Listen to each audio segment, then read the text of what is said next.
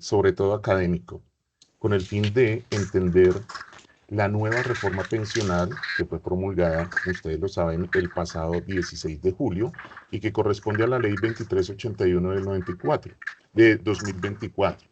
Si bien es cierto, esta reforma dejó un régimen de transición y una expectativa frente a el cambio del sistema pensional, vamos a ver cómo esta reforma pensional tiene cuatro pilares y estos pilares se basan básicamente en esa estructura de lo que se quiere hacer a nivel mundial. La pregunta es, ¿qué tanto se adapta esta reforma a las necesidades y cultura laboral de nuestra sociedad? Para ello, vamos a desarrollar como metodología, primero la explicación de las características principales de cada uno de estos pilares. En segundo lugar, vamos a mirar un par de ejemplos frente a la situación de la mujer en su condición de afiliada y en un tercer escenario vamos a pasar a lo que nos interesa, cómo van a quedar liquidadas las mesadas pensionales para quienes quedan en transición y quienes quedan bajo la vigencia de la nueva ley. Y cómo al final vamos a sacar unas conclusiones si realmente esta reforma pensional está cambiando lo que teníamos hoy o estos últimos 30 años bajo la vigencia de la ley 100 del 93, la ley 797 de 2003 que la modificó y las expectativas que tenemos todos los colombianos frente a lo que es una mesada pensional. Esta primera parte, en la siguiente diapositiva, vamos a hacer una pequeña introducción donde hoy tenemos que entender que antes del 16 de julio de 2024 contábamos simplemente con dos sistemas pensionales. El régimen de prima media con prestación definida administrado por Colpensiones y el régimen de ahorro individual administrado por las AFPs privadas. Hoy, esos dos regímenes los vamos a ubicar en ese tercer pilar que ustedes ven acá. Esa cajita, vamos a llamar cada uno como si fuera una cajita pensional. El primero, pilar solidario. El segundo, un pilar contributivo, que no son regímenes pensionales, como lo vamos a ver ahora. Ese tercer pilar contributivo, donde se van a subsumir lo que tenemos hoy, porque vamos a tener un sistema mixto, y ese cuarto pilar de ahorro voluntario que no está reglamentado acá. Entonces le damos paso a el doctor Néstor Daniel, quien nos va a explicar esa primera parte. Gracias.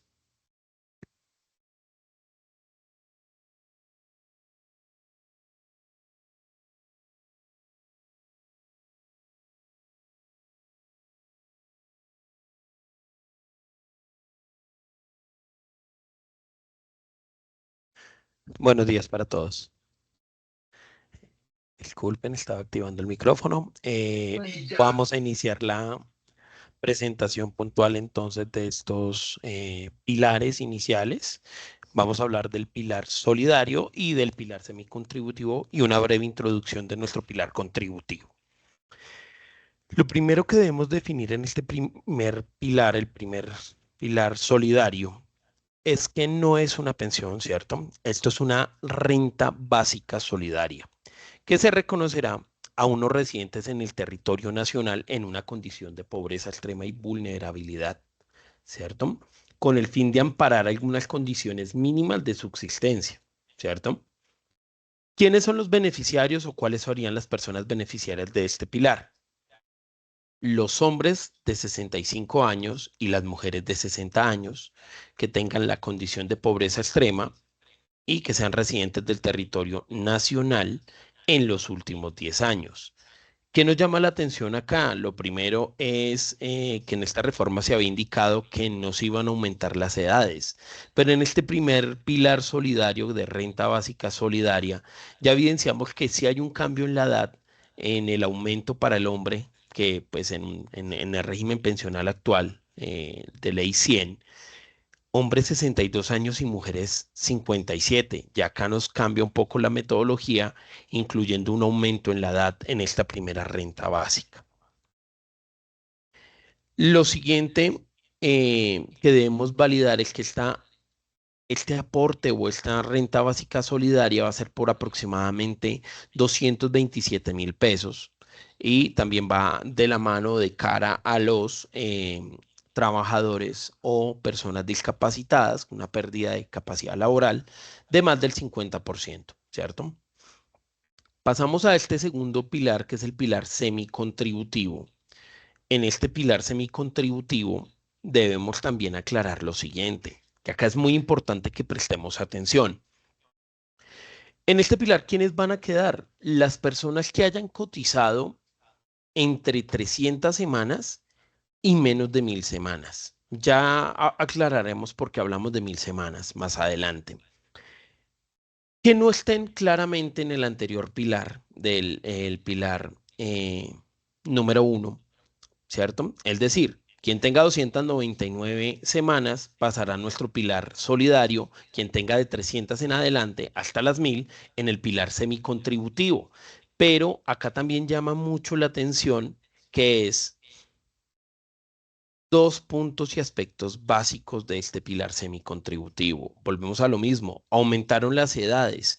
Ahora los hombres para acceder a este pilar semicontributivo tienen que tener 65 años y las mujeres 60 años. Se aumentó la edad. Tendrán derecho a una prestación o beneficio de más o menos máximo el 80% de un salario mínimo mensual vigente, bajo una renta vitalicia, que aproximadamente a la fecha de hoy viene siendo como 1.040.000 pesos.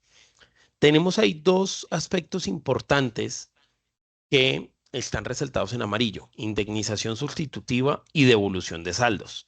Ya hablaremos de las mismas porque es muy importante hablarlo en este pilar semicontributivo para tenerlo en mente. Lo primero que también tenemos que aclarar, como se indicó en el pilar número 1, es que este pilar semicontributivo no es una pensión, es una prestación que en caso de muerte no va a ser sustituible como ocurre con una pensión de sobrevivientes. El Estado nos va a dar, dependiendo si es hombre, un 20%, una mujer un 30%, y dependiendo de la cantidad o densidad de semanas que tengamos cotizadas. Entonces acá nos lleva a preguntarnos a las personas jóvenes que quedamos de pronto incluidas en esta ley y que nos va a aplicar en completitud, es ¿qué pasa con la indemnización sustitutiva y devolución de saldos? ¿Esto solo va a aplicar para quiénes?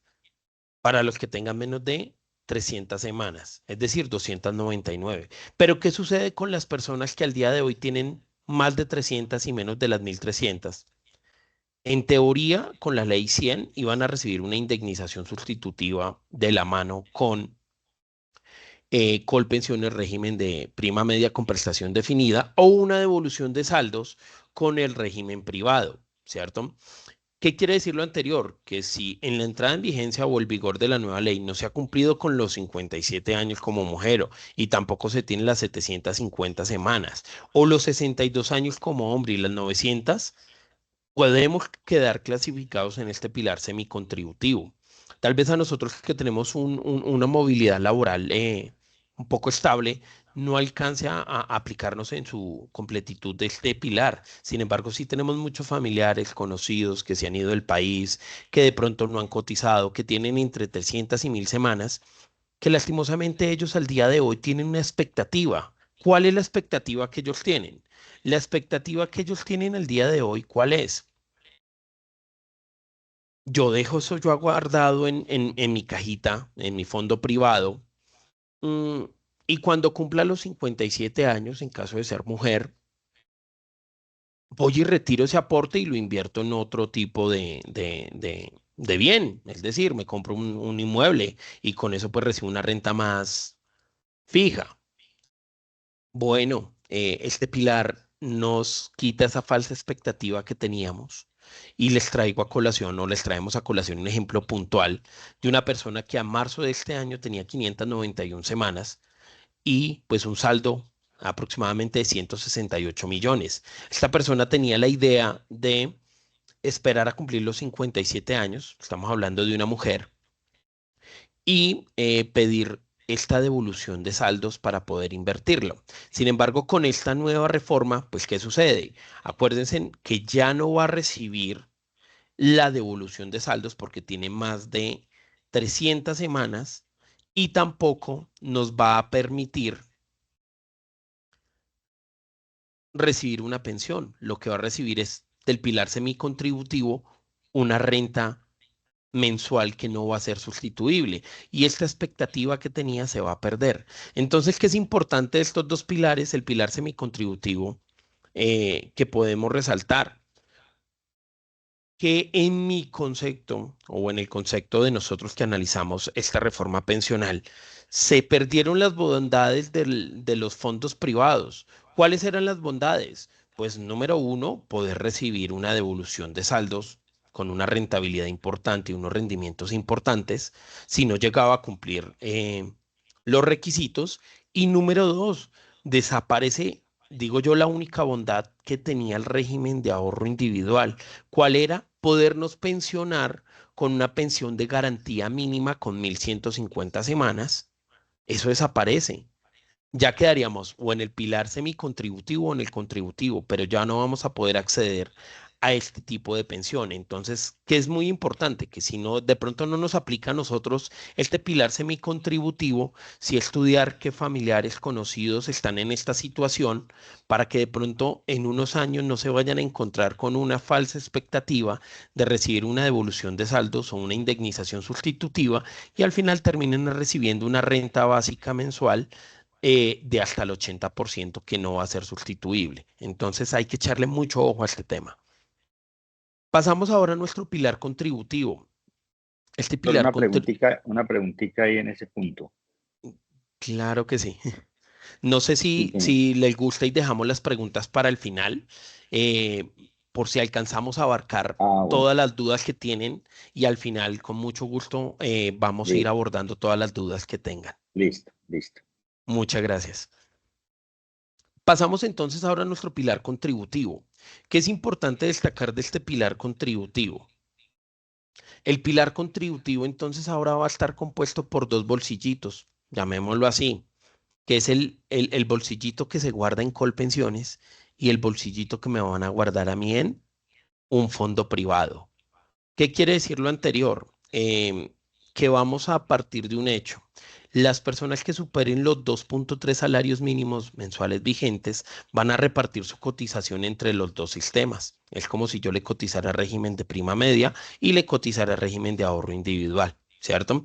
Me permite esta ley cambiarme cada 6 meses de fondo privado, pero siempre voy a estar en Colpensiones, quien va a ser la persona que, o bueno, va a ser la entidad, la persona jurídica que va a estar a cargo de la pensión y pues tiene unos términos muy puntuales para reconocimiento. 4 meses radicada la solicitud y 60 meses, y 60 días calendario para la inclusión en nómina, ¿cierto?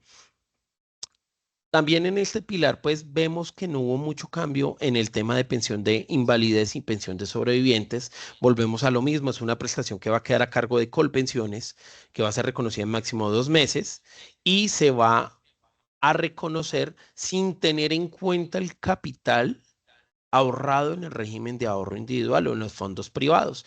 Esto solo me va a incrementar mi pensión una vez yo cumpla la edad de vejez. Antes no. ¿Qué quiere decir lo anterior? Que con los 2.3 salarios mínimos se me va a dar a mí la posibilidad de una pensión de invalidez o sobrevivientes y solo van a tener en cuenta el componente del ahorro individual cuando llegue a la edad de pensión de vejez, ¿cierto? Es lo importante. Ahora, ¿qué sucede acá con el aumento de las cotizaciones del artículo 20 de esta nueva ley? Nosotros sabemos que nos toca aportar un 16% entre empleador y trabajador. Sin embargo, nos pusieron una carga adicional que está 100% a cargo del trabajador, dependiendo del monto de cotizaciones que tengamos a la fecha, o bueno, el ingreso base o salarios que manejemos. Quiere decir lo anterior que si estamos ganando entre 4 salarios y 7 salarios, a mí se me va a aumentar un 1.5, que como les indico, como trabajador, este carga tributaria solo me va a corresponder a mí como trabajador y así lo vamos haciendo de forma en aumento dependiendo de la cantidad de salarios mínimos. Veamos el ejemplo claro de los 19 salarios mínimos y menores a 20 salarios mínimos. Si aumenta un 2.8 de la cotización adicional que toca hacer para terminar cotizando un 18.8, de los cuales pues el trabajador ya tiene esta carga del 2.8, claro, más la división de que se viene de este 16. A los pensionaditos también les incluyeron un porcentaje de fondo de solidaridad. Quien gane entre 10 y 20 salarios mínimos va a estar aportando un 1% al fondo de solidaridad y más de 20 salarios mínimos el 2%. Acá entonces, ¿qué sucede? Se preguntarán, ¿esto le aplica a todos los pensionados que tenemos a la fecha en Colombia? Pues en primera medida una interpretación que hacemos es que no, porque ellos ya tienen unos derechos adquiridos y esto va a aplicar a las personas que se vengan a pensionar con este nuevo régimen pensional, ¿cierto? Pasamos entonces a una duda que tenemos siempre, ¿cuál es? ¿Cómo funciona entonces esa distribución de cotización del 16% al régimen de ahorro individual y al régimen de prima media, Colpensiones y los fondos privados? Les traemos este ejemplo. Entonces, tengamos que Juan tiene un salario mensual que asciende a una suma de 13 millones de pesos, que esto equivale a 10 salarios mínimos de la fecha, ¿cierto? Y el 16% de esos 13 salarios son 2.080.000 pesos, ¿cierto? De los cuales, ¿cómo se distribuyen ellos? Acuérdense, 2.3 salarios con ese IBC van a pasar a Colpensiones, es decir, del 16% de esos 2.080.000, solo 478.000 pesos van a ir a Colpensiones y a mi AFP actual, por venir, sobre los salarios que sobran, que serían en teoría 7.7 o los que exceden los 2.3, el IBC sería 10.010.000 pesos. Eso quiere decir que el 16% son 1.600.000, 1.600. Entonces uno diría, bueno, entonces mensualmente estoy ahorrando harto en mi régimen de ahorro individual o en mi fondo privado, porque 1.600.000 mes a mes pues me van sirviendo para complementar una muy buena pensión. Hay que tener en cuenta que ese dinero no va a entrar neto. ¿Por qué? ¿Qué sucede? De ese 1.600.000 o 1.600.000, debemos desglosar los gastos de administración de la AFP. Eso quiere decir, este componente no desapareció. Los fondos privados van a seguir con un gasto de administración de hasta el 0.8%. Y en este ejemplo son 128.128 pesos. Quiere decir que a mi cuenta individual solo van a llegar 1.473.472 pesos, para que lo tengamos muy en cuenta cómo es la forma de distribuir estas dos, o bueno, la cotización como tal. Vamos a pasar entonces ahora a hablar con la doctora Ana María para que nos explique puntualmente cómo impactó esta reforma pensional a las mujeres. Entonces, doctora Ana, le doy paso. Gracias, Néstor.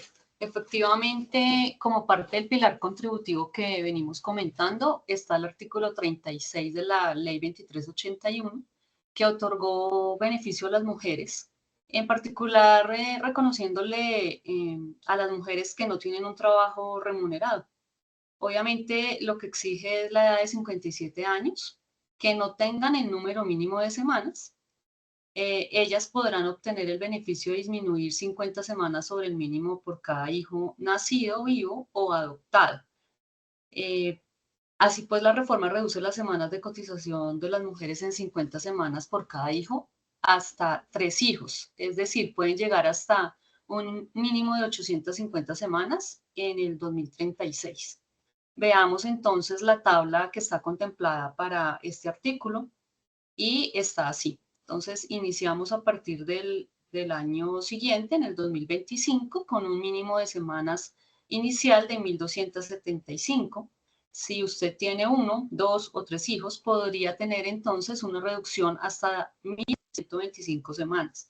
Asimismo, por ejemplo, en el 2030, el mínimo de semanas será para las mujeres de 1.150 y lo mismo por hijo o por 2 hijos o por 3 hijos podrá tener una reducción hasta de 1.000 semanas en este año. Y finalmente llegaremos al 2036 con 1.000 semanas como mínimo, por hijo 950, 2 hijos 900, 3 hijos 850 semanas, que es lo que está regulado en la reforma. Es importante mencionar que este beneficio de las mujeres no es para mejorar la tasa de reemplazo, sino para alcanzar las mínimas semanas y lograr el reconocimiento pensional. Esto hay que tenerlo muy en cuenta, porque entonces pensaríamos nosotros como mujeres que, bueno, buenísimo, porque entonces si yo ya a estas alturas del partido tengo 1.300 semanas y para cuando yo me pensione voy a necesitar solamente, Néstor, si quieres seguir para mostrarles en la tabla. Digamos que yo tengo ya mis 1.300 semanas a hoy, podría ser. Y entonces en el 2034 ya solamente necesito 1.050 semanas y tengo 2 hijos. O sea que yo me pensiono con 950 semanas y entonces como tengo 1.300 ahora, pues lo que estuve haciendo fue cotizando para una tasa de reemplazo. No es así. Por eso la norma se especifica en decir que para las que no tengan las semanas de cotización, para este momento de vigencia, ¿sí? Es solo para las que no tengan el número mínimo, entonces para que lo tengamos bien en cuenta. También es importante notar que la Corte Constitucional ya se había pronunciado en el año pasado, diciembre del año pasado, sobre la sentencia C-197 del 2023, había ordenado una reducción gradual de las semanas de cotización de las mujeres hasta llegar a las 1.000 semanas y había generado como un plazo perentorio para que el Congreso legislara en el año 2025 sobre esta materia. En esta sentencia se declaró inexequible el inciso segundo del numeral segundo de la ley 797 del 2003, aduciendo una transgresión de los artículos 13, 43 y 48 de la Constitución y con base en ello, pues el enfoque diferencial y de género. Así que con esta nueva ley, en principio quedaría regulado y cumplido lo que en su momento la Corte Constitucional había ordenado. Sin embargo, en la reforma, y queda como una inquietud para hacer, no se mencionó nada sobre las mujeres que sí cumplen con las semanas de cotización. O sea, la pregunta entonces es si se dejó por fuera las mujeres que cumplen con los requisitos del régimen de cotización.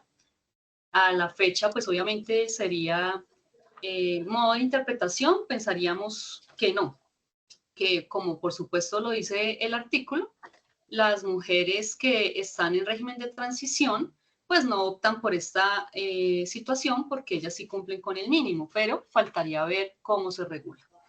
Y finalmente el pilar de ahorro voluntario, que es el pilar del que estábamos usando y como bien lo dijo el doctor Fernando al inicio, pues este pilar lo integran las personas que hagan ahorros voluntarios a través de los mecanismos que existen en el sistema financiero. Y esto, pues, por supuesto, es con el fin de complementar el monto de la pensión integral de vejez. Este pilar no se le aplicaron ninguno de los principios ni las disposiciones de la nueva ley. Es decir, que este pilar se mantuvo. Hablemos entonces del régimen de transición que está en el artículo 75 de la nueva ley. Este régimen dice que la garantía para que las personas, digamos, se mantengan en el régimen anterior, o sea, el de ley 100 del 93, con lo que modificó la ley 797 del 2003, se les aplica a quienes, a los que al 1 de julio del 2025, pues cumplan con el requisito de semanas, y se les mantendrá, por supuesto, el reconocimiento de la opción de esta ley 100 del 93. Asimismo, podemos mencionar los requisitos que exige para las mujeres y para los hombres. Entonces, este artículo dice, bueno, ¿y quiénes son los que quedan en este régimen? Pues las mujeres que el 1 de julio del 2025 tengan 750 semanas cotizadas y los hombres que a esta misma fecha cuenten con 900 semanas cotizadas. Quienes no cuenten con ese número de semanas, pues por supuesto tendrán que aplicársele la nueva ley 2381 del 2024. El artículo 76 es el que nos da la oportunidad de traslado y ahí es muy importante tener en cuenta como 2 fechas para tenerlas claras. Una es la que les acabo de mencionar del artículo 75 frente a lo que es la vigencia de esta ley, que es a partir del 1 de julio del 2025. y es el término que vamos a tener para los que están en régimen de transición. Sin embargo, el artículo 76 da, digamos, un beneficio o una oportunidad de traslado para que las personas que están en el régimen de transición, mujeres con 750 semanas y hombres con 900 semanas, y que les falten menos de 10 años para cumplir la edad, tendrán hasta el 16 de julio del 2026. Es decir, pueden cambiarse de fondo privado a Colpensiones desde el mismo momento en que se promulgó esta ley, que como lo dijo el doctor Fernando, se promulgó el 16 de julio de este año. Entonces los 2 años para poderse trasladar empiezan a correr desde el 16 de julio y hasta el 16 de julio del 2026.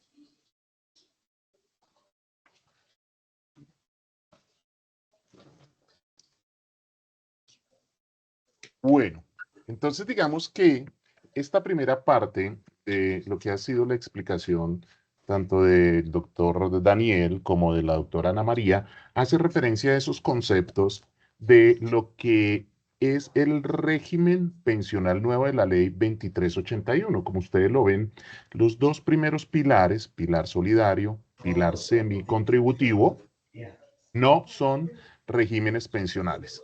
Y como lo explicó el doctor Daniel, el pilar semicontributivo versus lo que tenemos hoy de devolución de saldos desaparece.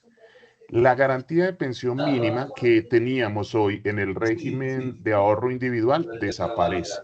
Entonces acá empezamos a hablar es de un pilar semicontributivo donde nos van a reconocer un 80% de un salario mínimo sin que se entienda esto como una pensión. Bueno, y ese último pilar, que es el del ahorro, que implica que se sigue conservando la obligación del afiliado de mejorar su pensión a través de aportes voluntarios, que todavía falta que sea reglamentado. Vamos a ver cómo lo reglamenta el gobierno.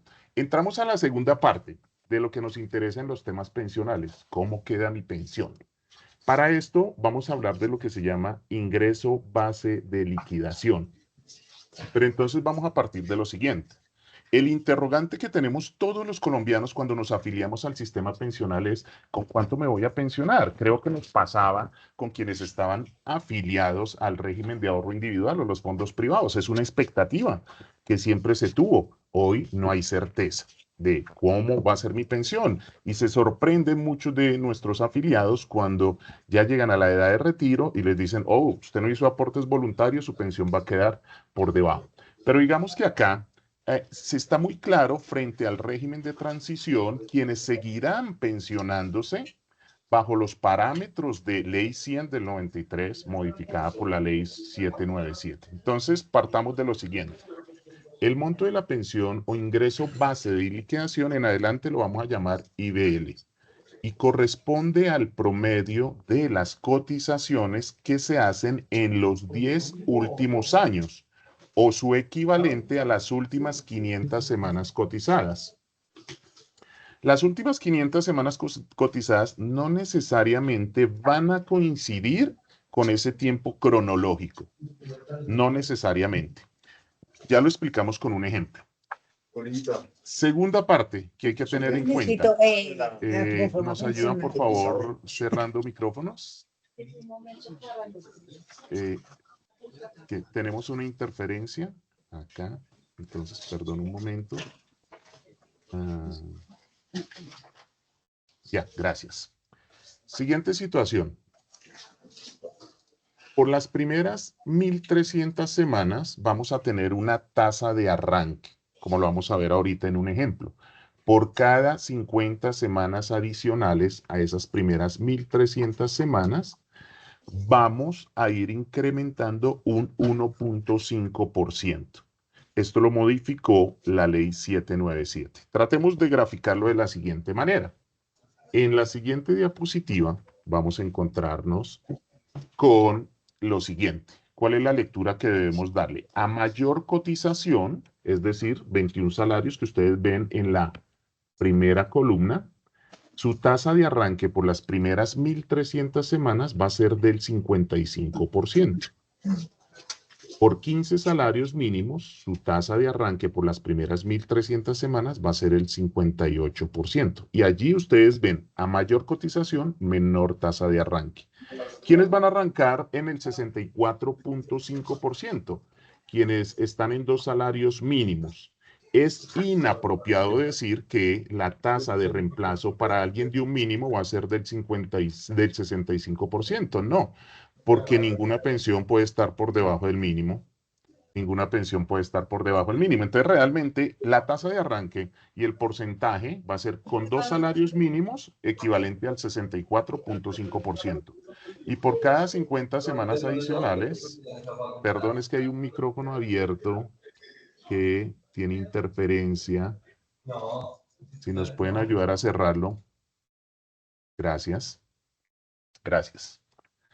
Entonces, veámoslo con un ejemplo. Tengan en cuenta la última columna, dice máximo 1.800 semanas. Esto queda revaluado con la nueva tesis de la Corte Suprema de Justicia, que indicó que si hay una persona que tenga más de 1.800 semanas, efectivamente se le deben reconocer hasta alcanzar el tope del 80%. Del 80%. Realmente desmontó el máximo de semanas que tenía la ley 797 y respetó el 80%. Pero es que también uno tiene que ser realista en esto. Tener 1.800 semanas son 36 años de cotización. Entonces, con la vinculación laboral, periodos de carencia, son casos excepcionales los que llegan con esa cantidad de semanas. Entonces, veámoslo en la siguiente tabla. ¿Cómo la vamos a leer? Pensemos que después del año 2015 ya se estandarizó el número de semanas, con la modificación que hizo la ley 797, que aumentó de 1.000 semanas a 1.300. Y esta norma nos dice, bueno, por cada 50 semanas vamos a ir aumentando un 1.5%. Entonces nos vamos a ir desplazando.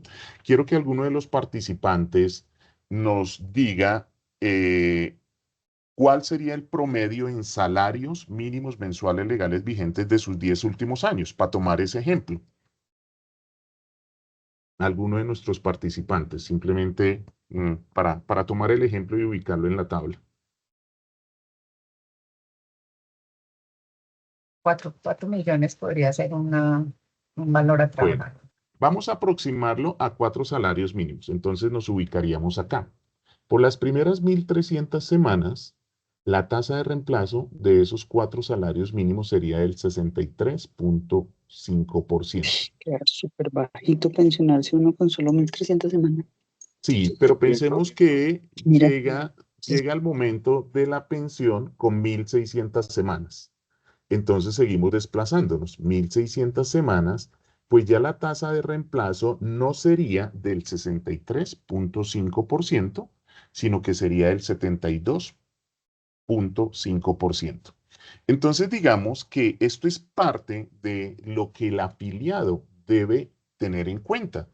¿Cómo va de acuerdo al comportamiento de semanas? Porque lo que suele pasar es que uno se preocupa por mirar su historia laboral ya cuando está a puertas de cumplir los 50 años. No, creo que todos deben estar muy pendientes de tener consolidada su historia laboral. Y sobre todo, la segunda postura que asumió la Corte, ¿no? Que ya el sistema nos venía contando 50 semanas por cada año. La Corte dijo, no, espere un momento, cada año representa 52,14 semanas. Eso significa que alguien que ya haya cotizado 1.000 semanas, pues tendría casi que 50 semanas más. Pero digamos que eso ya es otro tema para ir ajustando lo que es la actualización de la historia laboral. Veámoslo ahora en el siguiente ejemplo. Quienes quedan en régimen de transición o quienes se pensionan o cumplieron requisitos antes de la expedición de esta ley, quedaría más o menos en el siguiente orden. Entonces acá ya está graficado. Esa persona de 2 salarios mínimos de hoy, que equivalen a 2.600.000, pensemos que sus últimas 500 semanas nos arrojaron ese porcentaje. Por las primeras 1.300 semanas, su tasa de reemplazo sería del 64.5%, es decir, 1.677.000.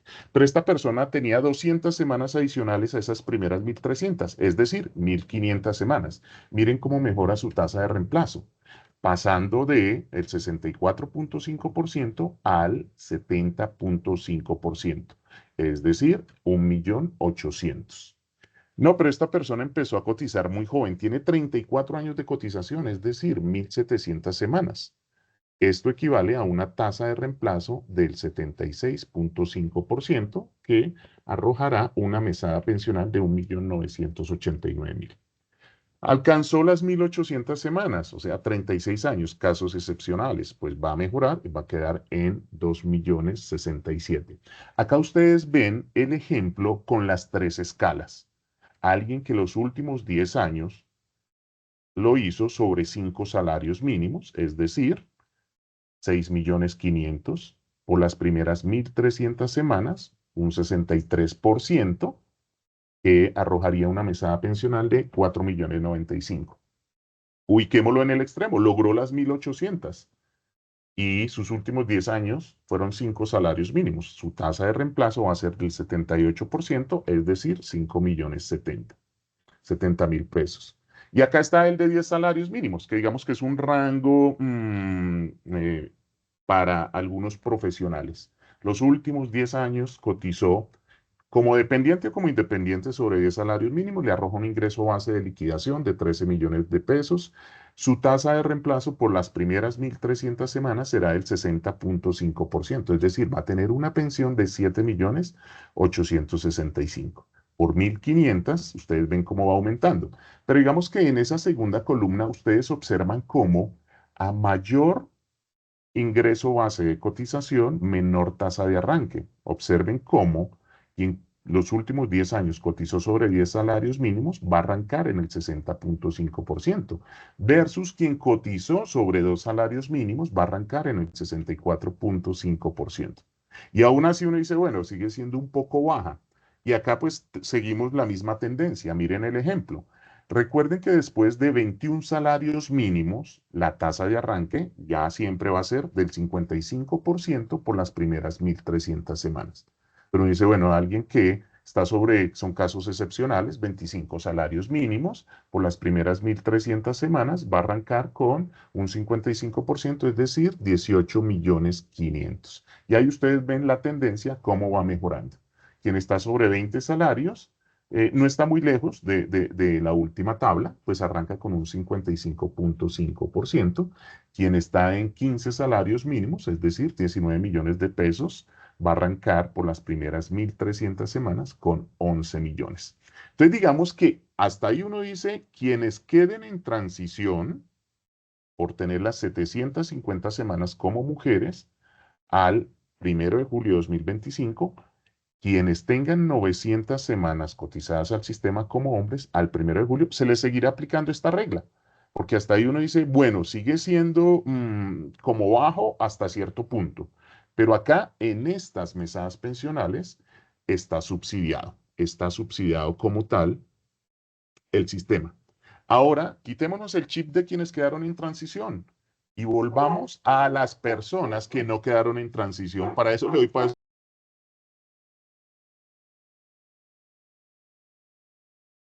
a nuestro no beneficiario del régimen de transición, al doctor Néstor Daniel. La pensión de él va a quedar más o menos así. Veamos el ejemplo.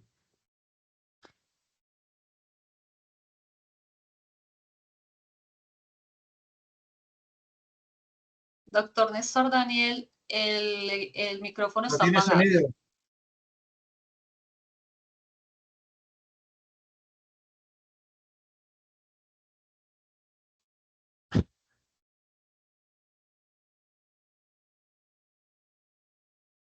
Perfecto, ahora sí creo que me escuchan, ¿cierto?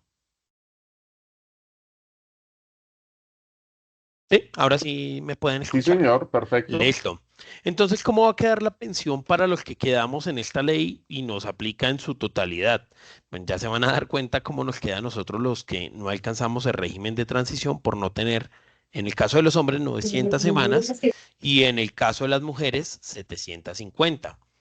Tengan en cuenta que ahora mi pensión, la pensión de los jóvenes, va a quedar con un componente de prima media más un complementario de los regímenes de ahorro individual. Es una sumatoria entre los dos, ¿cierto? Entonces, ¿qué va a suceder con la persona que queda con esta ley en su totalidad y pues va a tener pues el mínimo número de semanas que es 1.300, o las mujeres entre 1.275 o a 850, como pues ya se explicó en su momento por la doctora Ana, con la reducción que va a haber, pero que le aplique el 100% de esta ley.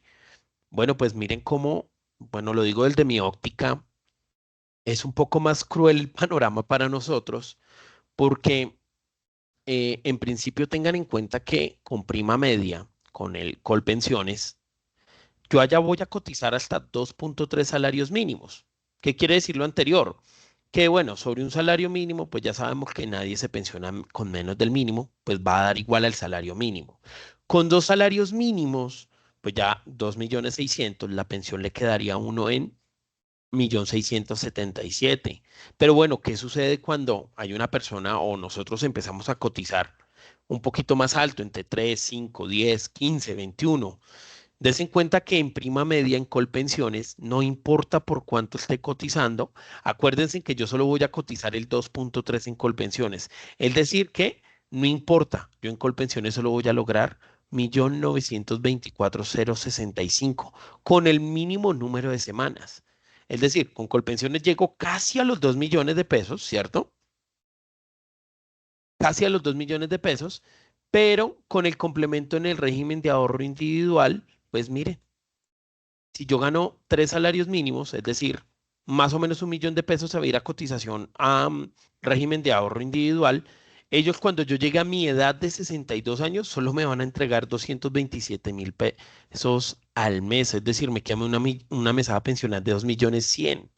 Y así a medida que vaya incrementando, pues des en cuenta, sobre una mesada sobre un IBC de 13 millones de pesos los 10 últimos años, solo voy a recibir 1.924.000 por Colpensiones y 2.500.000 por el complemento de ahorro individual. Es decir, por una mesa, por un IBC de 13 millones de pesos, lo máximo que voy a lograr son casi 4.500.000. De ahí no vamos a superar.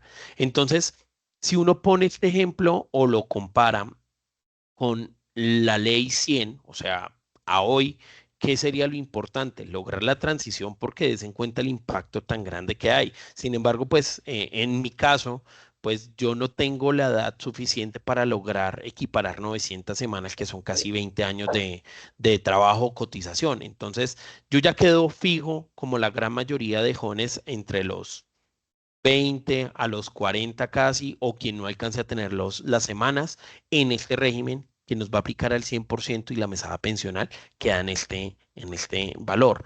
Ahora pues le doy paso a la doctora Ana para que les dé ese comparativo y les diga cómo va a quedar la pensión de ella versus cómo hubiera quedado o va a quedar la pensión de nosotros los jóvenes.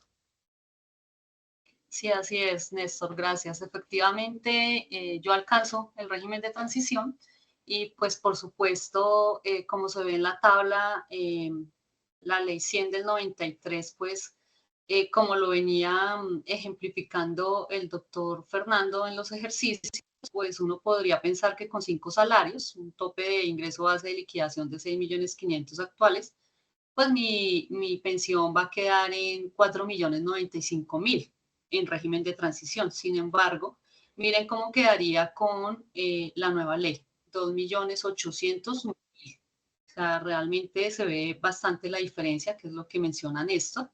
Con 15 salarios, que son 19.500, pues lograría uno obtener un reconocimiento pensional de 11.310.000.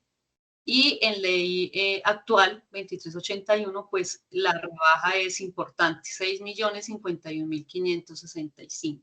Entonces ahí la invitación es a que pues obviamente con la reforma Colpensiones pues no vamos a poder seguir cotizando en ese tope de 2.3 adicional en Colpensiones, pero como vamos a tener que hacerlo de manera mixta, teniendo que ahorrar en el fondo privado el resto de dinero que tengamos en nuestro haber como salario o como independientes honorarios o de la manera que podamos cotizar, sí es muy importante empezar a hacer un ahorro adicional. Creo que estas tablitas y esta información que les hemos compartido lo que nos lleva a pensar es, bueno, cómo nos queremos pensionar, ¿cierto? Entonces ahí es muy importante tener en cuenta pues los ahorros que debemos hacer.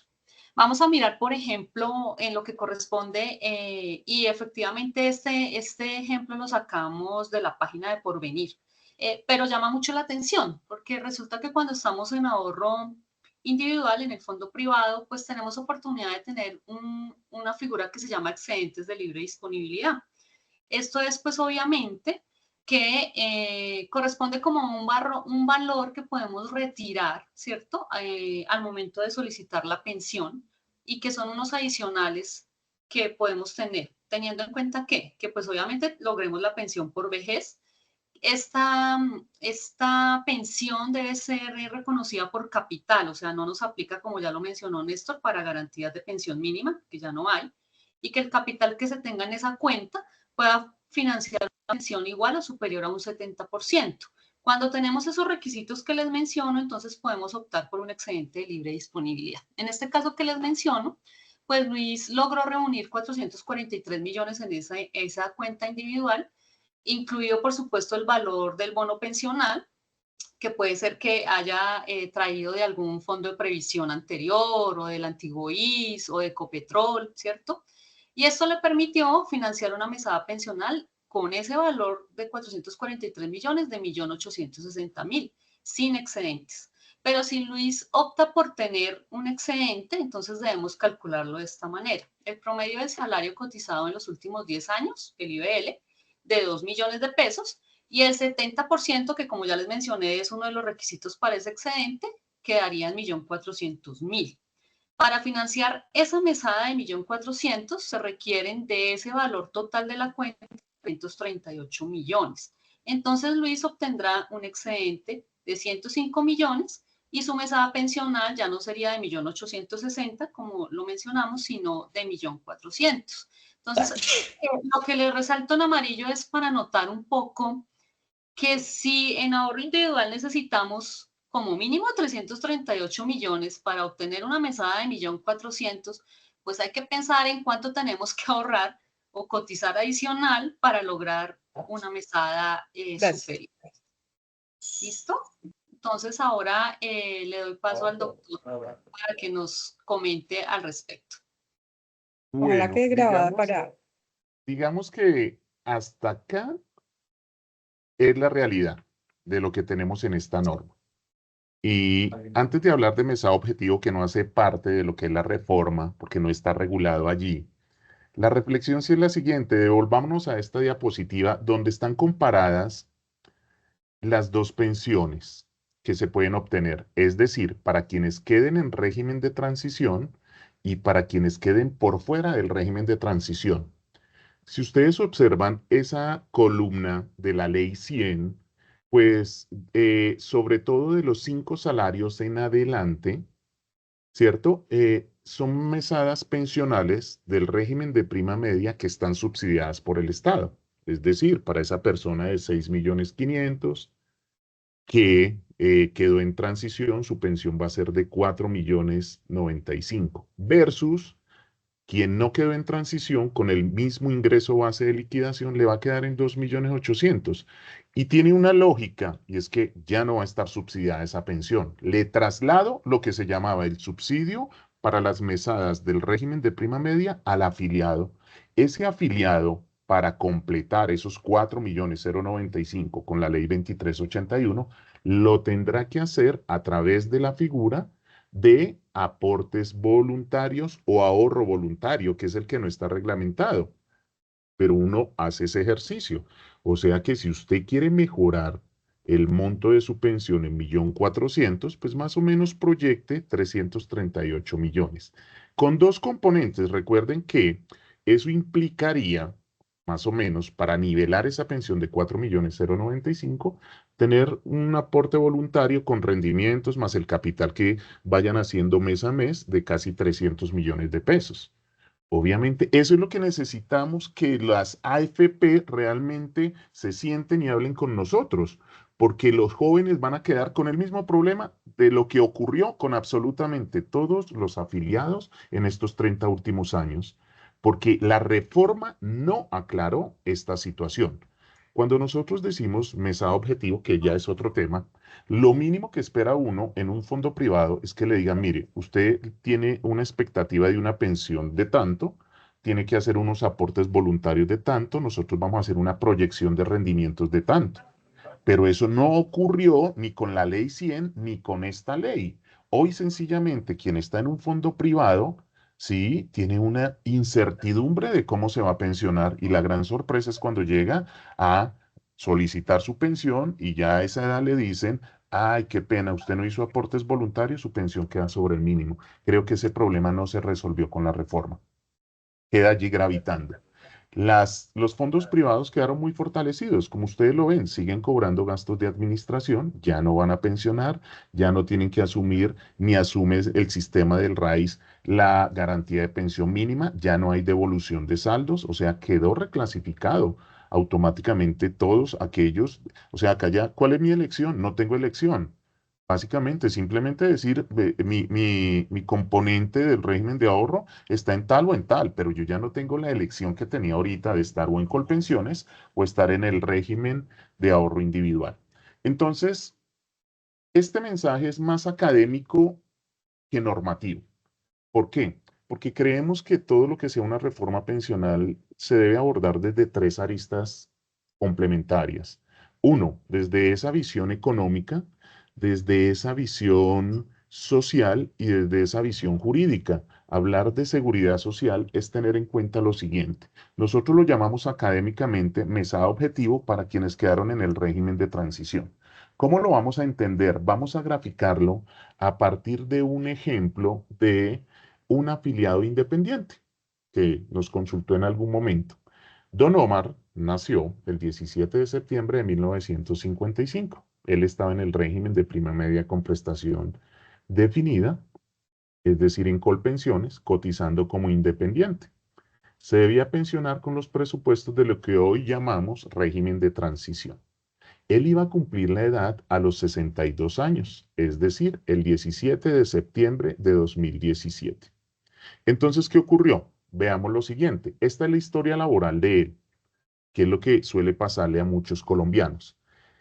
Veamos lo siguiente. Nosotros, dentro de una historia laboral, vamos a encontrar unos periodos de carencia. ¿Qué es un periodo de carencia? Aquel tiempo en el que usted no cotizó, bien sea porque estuvo desempleado, bien sea porque no tuvo contratos, bien sea porque no tuvo ingresos. Miremos el ejemplo. En el año 2005, Don Omar solo cotizó 3 meses, o sea, 90 días. En el año 2006, y lo hizo sobre el mínimo. En el año 2006 solo cotizó 11 meses, como lo ven allí. En el año 2007 ya estuvo juicioso, cotizó un año. Pero si ustedes observan, esos 3 primeros ciclos lo hizo sobre el salario mínimo de la época. En el año 2008 cotizó 11 mesecitos, ustedes lo ven, 330 días, también lo hizo sobre el mínimo. En el año 2009 solo cotizó, bueno, sumando esto, cotiza 10 meses, ¿cierto? 120 días y 180, más o menos, pero con una diferencia, ustedes lo ven. Los primeros 4 meses lo hizo sobre un salario mínimo y ya después él fue mejorando. Ya dijo, bueno, de aquí en adelante vamos más o menos a mejorar. En el 2010 ya cotiza todo el año sobre 2.9 salarios mínimos. En el 2012 lo hace sobre 4 salarios, 4.4 salarios. Ustedes ven ahí cómo va aumentando, ¿no? Pero miren el esfuerzo que él hace en sus últimos años, porque ya estaba prácticamente a un año de pensionarse. Cuando se promedian las últimas 500 semanas, cuando se promedian las últimas 500 semanas, ¿qué es lo que ustedes ven acá? Si ven que no coincide necesariamente cronológicamente, o sea, el sistema se tiene que devolver a 3.600 días, o sea, 10 años. En cotizaciones, no necesariamente me coincide cronológicamente. A él le arroja un ingreso base de liquidación de 2.500.000. Pero si ustedes observan los 2 últimos años o los 4 últimos años, les dicen, uy, no, pues cotizando así va a mejorar mucho mi ingreso base de liquidación.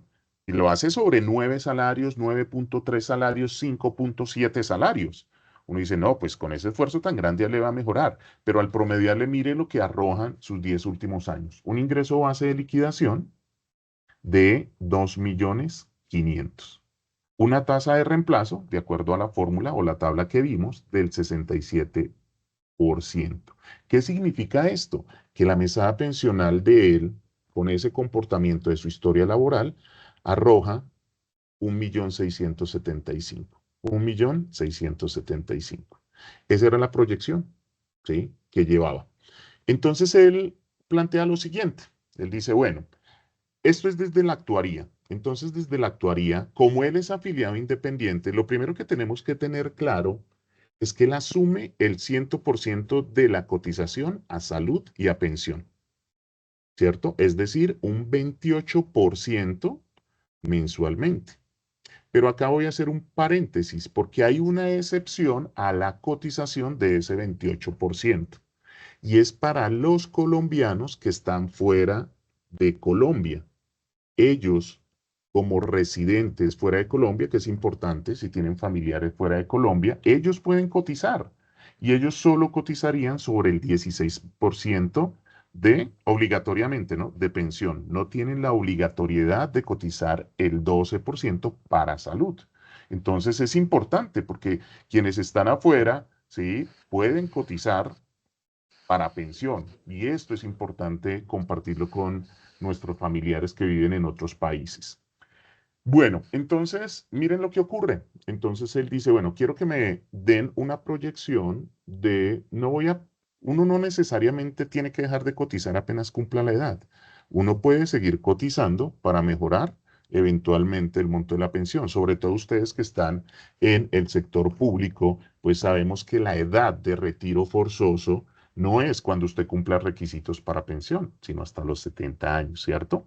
Entonces eso significa que ustedes pueden mejorar o aumentar el número de semanas, ¿cierto? Porque llegan con las 1.300, pero van a seguir trabajando después de los 57 años o 62, y eso va a mejorar en 1.5 la tasa de reemplazo por cada 50 semanas adicionales. Entonces, ¿qué ocurrió? Pues él iba a cumplir la edad, don Omar, en nuestro caso, en el 2017.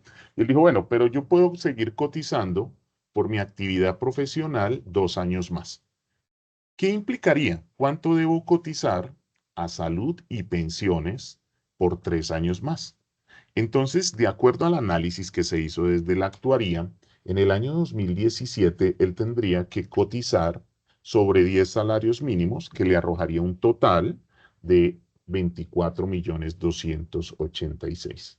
2018 y 2019 era una proyección cómo iba a aumentar la inflación. Entonces, en el 2025 tendría que invertir 25.015.000 en 12 pagos, ¿no? Dividido en 12 pagos, porque sería salud y pensión. Acá está incluido salud y pensión. Y en el 2019, 25 millones. Es decir, que él iba a cotizar como independiente 3 años más sobre 10 salarios mínimos, lo que implicaría una inversión de 75 millones de pesos. Entonces, ¿esto qué lectura tiene? Vayámonos a la segunda tabla. ¿Cómo queda su pensión? Entonces, su mesada pensional, que con el comportamiento que él traía, iba a quedar en 1.675.000, si él cotizaba esos otros 3 años sobre 10 salarios mínimos de manera constante, su mesada pensional iba a ser de 3.353.000 pesos. ¿Qué significa esto? Que la mejoró, y nosotros lo colocamos acá como una diferencia a favor, en 1.677.000. Entonces, quedemos claros, con el comportamiento que él traía de su historia laboral, su mesada pensional va a ser de 1.675.000. Pero él dice, yo voy a cotizar como independiente juicioso 3 años más sobre 10 salarios mínimos. Miren cómo mejora, cómo pasa de 1.600.000 a 3.353.000. Es decir, la va a mejorar en 1.600.000. Dice, bueno, pero quiero que hagamos el ejercicio con 15 salarios mínimos. Igual, en el año 2017 tendría que haber cotizado los 12 meses, ¿cierto?, sobre los 15 salarios mínimos. Al final del año, eso le costaba 36.430.000 pesos. Y lo mismo en el 2018 y en el 2019 con las proyecciones. Es decir, que él en esos 3 años, sobre 15 salarios mínimos, tendría que haber invertido 112 millones. Recuerden que este es el caso de un independiente. Ahora, ¿qué ocurre? El ingreso base de liquidación de él le arrojaría una pensión ya no de 1.675.000, sino de 4.114.000 pesos. Es decir, una diferencia a favor de 2.438.000 pesos. 2.45 de lo que venía en su histórico o en su historia laboral. Y él dice, bueno, pero es que mejoró muchísimo mi ingreso y como independiente puedo cotizar sobre 20 salarios mínimos. Haciendo el mismo ejercicio, en el año 2017, 48 millones, en el 2018, 50 millones en 12 meses, ¿no?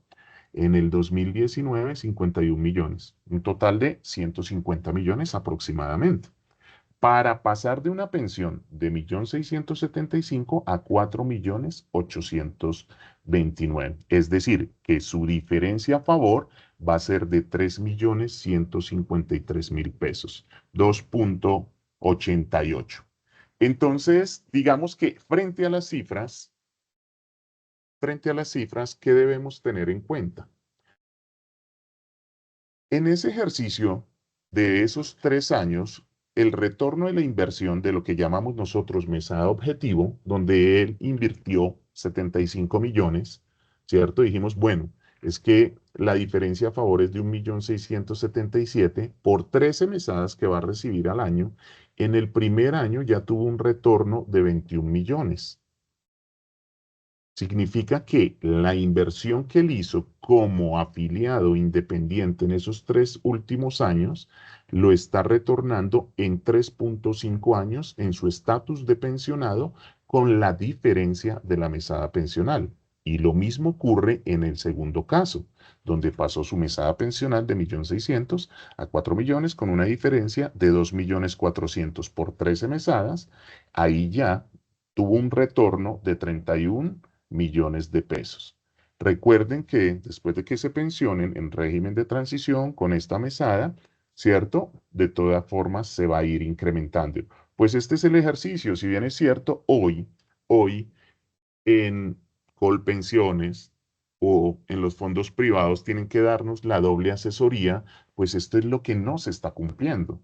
O sea, ¿para dónde voy y en qué plazo debo acumular el capital? ¿Para dónde voy y cómo puedo mejorar mis cotizaciones? Porque nos hemos encontrado con situaciones muy particulares. Devolvámonos a la historia laboral de Don Omar, por favor, para entender lo siguiente. Doctor Néstor Daniel.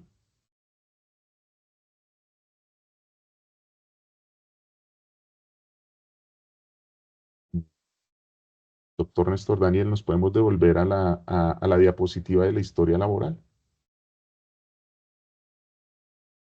Podemos ir escribiendo las preguntas por el chat. Pero bueno, mientras nos devolvemos a la diapositiva de la historia laboral, muchos colombianos han cometido el siguiente error.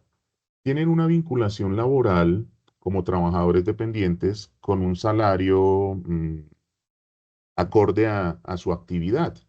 Se desvinculan laboralmente y empiezan a cotizar sobre el salario mínimo. Empiezan a cotizar sobre el salario mínimo. ¿Esto qué implica? Esto implica que van a afectar su ingreso base de liquidación. Y en eso hay que tener mucho cuidado, porque recuerden que las cotizaciones son un ahorro que ustedes vienen haciendo para su retiro al cumplimiento de la edad o desvinculación laboral. Entonces, frente a esa situación, digamos que nosotros tenemos que estar muy pendientes de cómo se va comportando el ingreso base de cotización a lo largo de mi vida laboral. ¿Qué es lo que ocurre también? Digamos que el sistema, como ustedes lo observan, no tiene una pensión de vejez para independientes o para dependientes. Sencillamente, para el sistema pensional, nosotros somos una afiliada. Y voy a poner mi ejemplo. Nosotros tenemos una vinculación de forma permanente con alguna universidad o con 2 universidades en el caso mío, pero a la vez yo funjo como asesor y consultor. Para efectos de mi cuenta de cobro o las cuentas de cobro de las empresas que asesoro, yo tengo que presentar mi cotización como independiente. Al sistema no le interesa. ¿Sí? Si yo estoy cotizando con las universidades y si estoy cotizando como independiente. Y lo mismo ocurre cuando nosotros dictamos clase en algún módulo, ¿cierto? Tenemos que acreditar la cotización. Tenemos que acreditar la cotización. Entonces el sistema al final de mi vida laboral dice, acá hubo coexistencia de cotizaciones, unas como dependiente, otras como independiente. Entonces, lo que quería mostrar, por favor, es la diapositiva donde está la historia laboral de Don Omar, doctor Néstor. Bueno, mientras él lo ubica. Entonces, ¿cuál es la situación? Auditorio, respetado auditorio. Deben tener en cuenta su historia laboral, deben tener en cuenta cómo van sus semanas y deben tener en cuenta cuál es la proyección de su mesada pensional. Esto es demasiado importante porque eso nos permite hacer esa proyección. Como ustedes lo observan acá en la presentación, quienes no queden en transición, ¿cierto? Quienes no queden en transición se van a ver muy impactados, porque el monto de su pensión va a oscilar entre un 25 y un 30% de su ingreso, mientras que quienes quedan en transición va a oscilar entre un 55 y un 64%, de acuerdo a esto. Entonces, en esta historia laboral, ¿qué es lo qué era lo que les quería explicar? Muchas personas en los primeros años, 2005, 2006, 2007, 2008, tuvieron buenos salarios y después quedan desvinculados laboralmente y empiezan a cotizar sobre el mínimo, pues van a dañar el ingreso base de liquidación. ¿Sí? Contrario a lo que ocurrió acá. Entonces la reflexión es, debo tener cuidado de las últimas 500 semanas. Debo tener cuidado de las últimas 500 semanas, de cómo las voy a conservar. O sea, debe ser una cotización constante, debe ser una cotización, digamos que quienes tienen esta vinculación a veces, que están en carrera o que están en propiedad, pues van a estar un poco más tranquilos. Pero quienes están en provisionalidad, eventualmente se pueden dar estos altibajos de periodos de carencia. Y quienes están en el sector privado, pues ni qué decirlo, ¿no? O sea, hoy la estabilidad laboral, pues no es muy constante. Entonces, frente a esta situación, digamos que el análisis que uno debe hacer y la conciencia que uno debe tomar como trabajador dependiente o independiente es cómo proyecto mi mesada pensional. ¿Cuál va a ser mi mesada objetivo? ¿Lo hago como trabajador dependiente? ¿Lo hago como trabajador independiente? ¿Puedo cotizar de las dos formas o no? Entonces, digamos que esta era la parte que nosotros queríamos explicarles y ahora vamos a abrir nuestro panel de preguntas, como lo indicamos al inicio. Ahí de pronto me escuchan, doctor. Sí, pero no vemos la presentación. Ah, listo, disculpen. Entonces voy a proyectarle la presentación, doctor, me confirma. Y si usted quiere, ya en el chat hay diferentes consultas que nos están haciendo y también les agregué un formulario para que me ayuden a diligenciar pues la asistencia, que va a ser muy importante para lo que al final de pronto el doctor Luis Fernando les va a comentar. ¿Me confirman si ya quedó la presentación anclada, doctor Luis Fernando? Ok, entonces si les parece, ahora vamos a ir leyendo las preguntas que tenemos en el chat. Yo, si quieres, se las voy leyendo para... Bueno, Ok. Me pregunta Sandra, para lograr el régimen de transición debe cumplirse los dos requisitos, 750 semanas mujeres y 900 hombres, y que les falten menos de 10 años para cumplir la edad.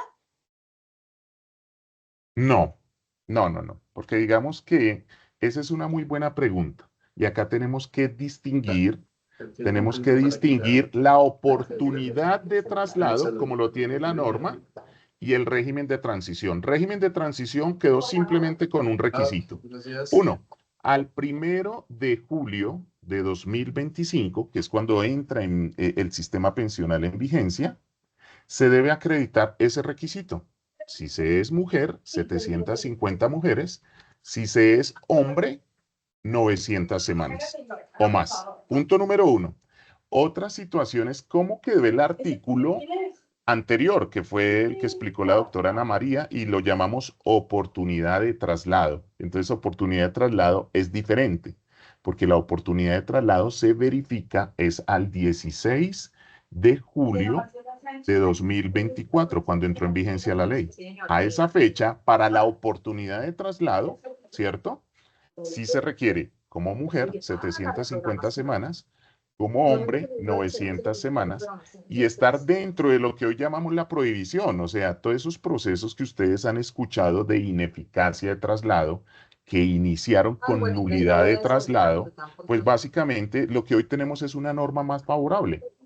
Los procesos de ineficacia de traslado, pues no tiene sentido ya iniciarlos, porque la norma lo que dijo, la norma anterior dice, yo me puedo cambiar de régimen pensional cada 5 años, salvo que me falten 10 años o menos para pensionarme. ¿Qué significa esto desde la ley 100 y la 797?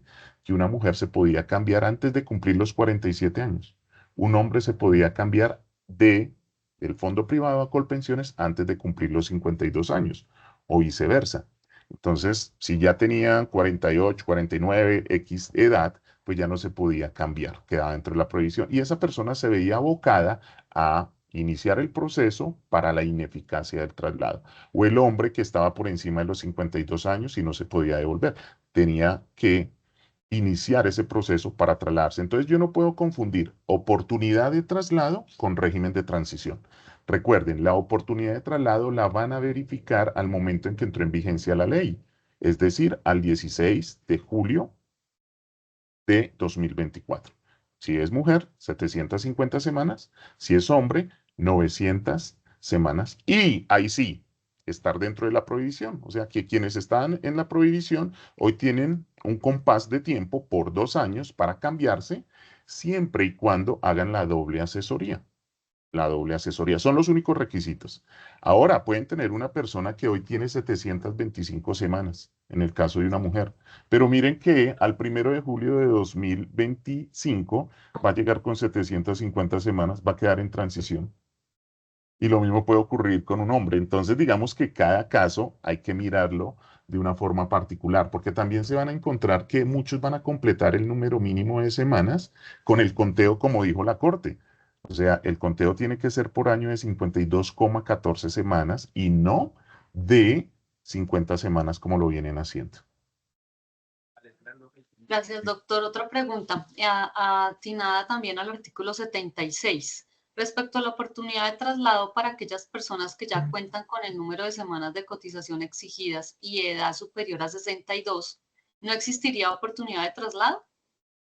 Esa pregunta resulta muy interesante, porque la pregunta es, ¿ella tiene o él tiene el estatus de afiliado o de pensionado? En mi sentir, como decimos los abogados, lo que no prohíbe la ley lo permite, pero muchas AFPs van a tratar de hacer esas interpretaciones. Cuidado con lo siguiente. Recuerden ustedes que las administradoras están vigiladas por la Superintendencia Financiera.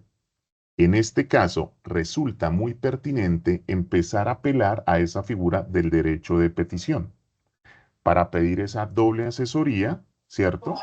Pensando en que empiecen a hacer esas malas prácticas, ¿cierto? Que me pueda generar la acción de tutela y que me pueda generar a la vez la queja ante la Superintendencia Financiera, porque es que acá no hay ninguna razón, ni el legislador previó que quienes ya habían cumplido la edad y tenían las semanas no se pudieran trasladar. Creo que nada impacta ni va a desfinanciar el sistema, porque ya tiene consolidado precisamente el aporte desde la visión financiera y económica al sistema. Debe permitirse el traslado, debería permitirse el traslado. Otra pregunta, doctor. La ley 2381 modificó los topes pensionales. ¿Esa modificación aplicaría también para quienes están en régimen de transición? Veamos lo siguiente, que hay un par de temas interesantes y de una vez planteémoslos. 1. Ingreso base de cotización va hasta 25 salarios mínimos. Ingreso base de cotización. La otra lectura es el ingreso base de liquidación. Recuerden que el ingreso base de liquidación corresponde a el promedio de mis cotizaciones Doctor, de los 10 últimos discúlpeme un años. momento, por favor. Les recuerdo, porfa, si es posible mantener los micrófonos apagados, es que se oye interferencia. Gracias. Él tiene como vaselina. Sí. Entonces, retomando el tema de, ¿modificó los topes de las pensiones? No.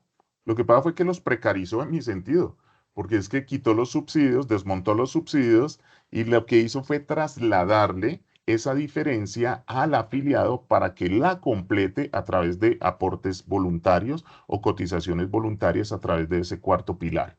Pero digamos que si se tiene la capacidad de ahorro, se tiene la capacidad de hacer esos ahorros grandes, pues no hay límite, básicamente. O sea, acá cada afiliado ahora va a empezar a proyectar el monto de su mesada. Pero en el ejemplo que veíamos, o sea, si yo quiero mejorar mi mesada pensional en 1.400.000, pues tengo que tener hoy 338 millones. Por Dios, si quiero tener 2 veces esa cantidad serían 720 millones. Si quiero tener 3 veces esa cantidad serían 1.000 y pico de millones. Entonces, realmente la pregunta es, y la reflexión es la siguiente. Pensemos que esto es una pirámide donde vamos a ubicar a nuestra población en la base, quienes están en pobreza extrema, y en la cúpula, quienes tienen un patrimonio muy alto.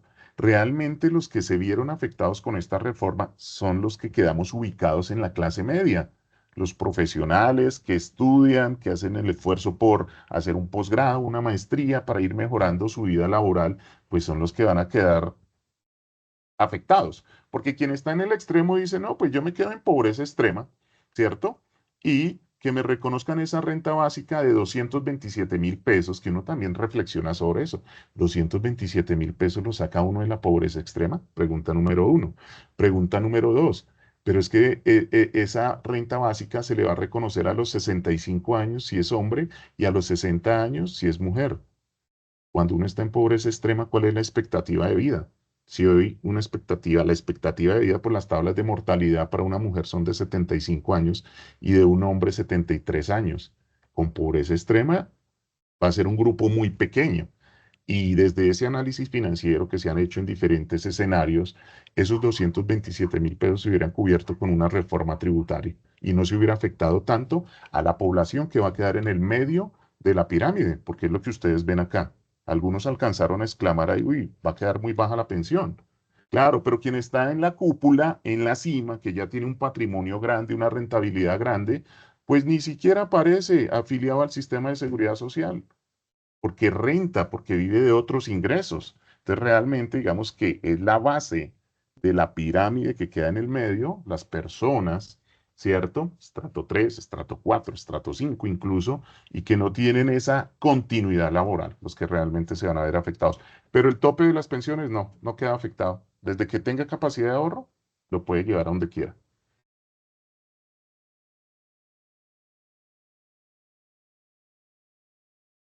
Doctor, preguntan, hombre cotizó 700 semanas, fue retirado del sector público por haber cumplido edad de retiro forzoso. Colpensiones le liquidó la indemnización sustitutiva hace 3 años. Con la ley 2381 puede acceder a la renta vitalicia. O sea, del pilar semicontributivo. Allí ya cambia el estatus, porque recuerden que en el pilar semicontributivo, como lo planteábamos, tenemos que tener un afiliado. Acá tenemos que hablar de afiliado, que no haya reclamado ninguna prestación y que tenga cotizadas entre 300 semanas y menos de 1.000. Él ya está por fuera de esa posibilidad, porque él ya no tendría el estatus de afiliado. Él ya tiene el estatus. De hecho, recuerden que para solicitar la indemnización sustitutiva, tuvo que haber cumplido la edad y tuvo que haberle manifestado por escrito bajo la gravedad del juramento a Colpensiones o al Seguro Social en su momento que estaba en la imposibilidad de continuar cotizando. Y ahí es cuando se reconoce la indemnización sustitutiva. Pensemos que eso es lo que nosotros ya llamamos un derecho adquirido, ya consolidado. Independiente que no sea una pensión, pero él ya consolidó su derecho.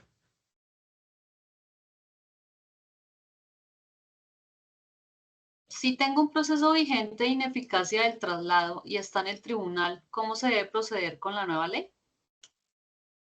Para mí se debe resolver desde el derecho procesal. Yo le doy 2 lecturas a ese tema y ya lo hemos socializado con algunos jueces.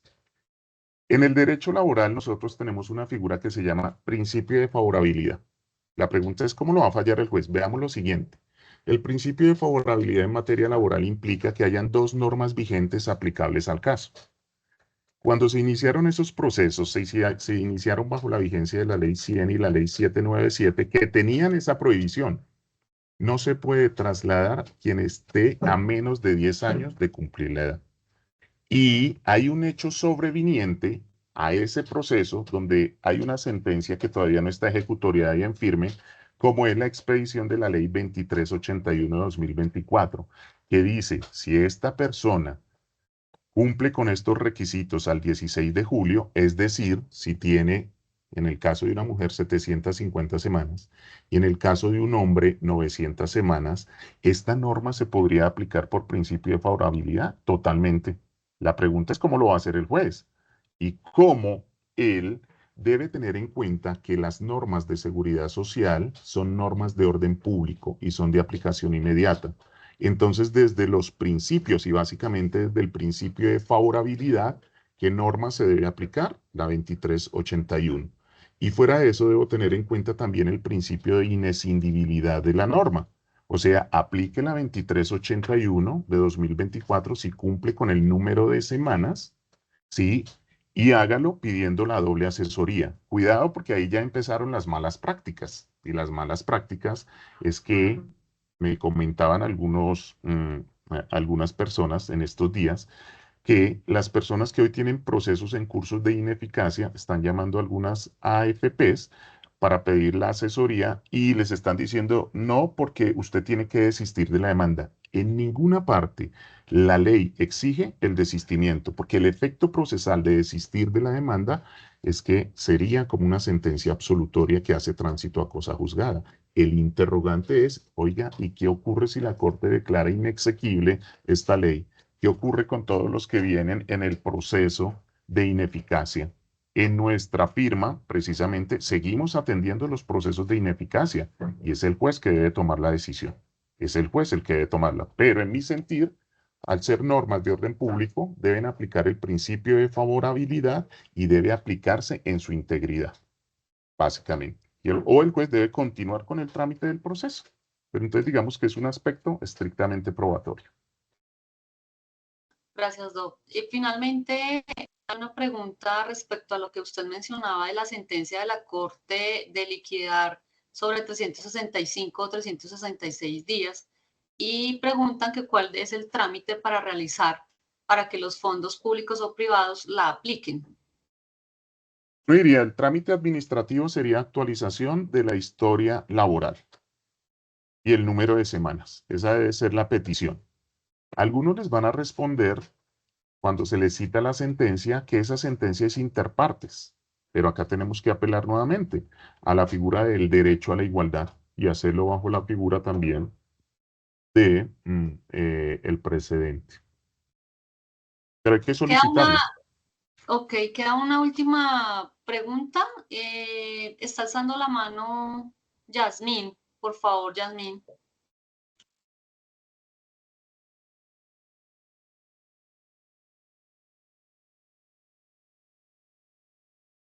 Sigue, Yasmín. Te damos paso para que Doctor, ¿me puedas hablar. repite la sentencia de la Corte de la actualización de la historia, por favor? Ah, la de semanas, ya la buscamos.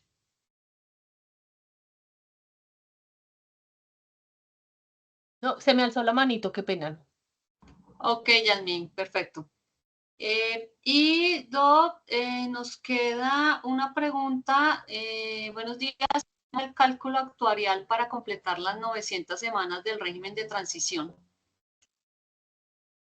Bueno, ese es un tema que, digamos, termina siendo muy relevante, porque cuando ustedes ven la ley 100 y la ley 797 de 2003, ella indica que las semanas no pueden ser reemplazadas o deben coincidir efectivamente con tiempos realmente elaborados. Si bien es cierto, a partir del 2003, con la ley 797 se señaló que los independientes tenían la obligación de cotizar, ¿cierto? De forma obligatoria. Hay que tener en cuenta que también hay un decreto que señala que ante la omisión de pago se debe aplicar la solicitud del cálculo actuarial. Entonces, una situación muy diferente es si usted es independiente y si los va a cotizar como independiente, porque tendría que coincidir con efectivamente cómo acreditar que fungía en esa condición para esos periodos de carencia. Y allí deben tener en cuenta un decreto que hace referencia a el cálculo actuarial. ¿Por qué? Porque recuerden que antes del 2018 todos los independientes debían cotizar de manera concomitante a cada ciclo y después del 2018 mes vencido. Entonces digamos que ahí se debe analizar muy bien cada caso en particular. Ahora bien, si fue un empleador omiso que no los afilió o que los afilió y no pagó esas cotizaciones,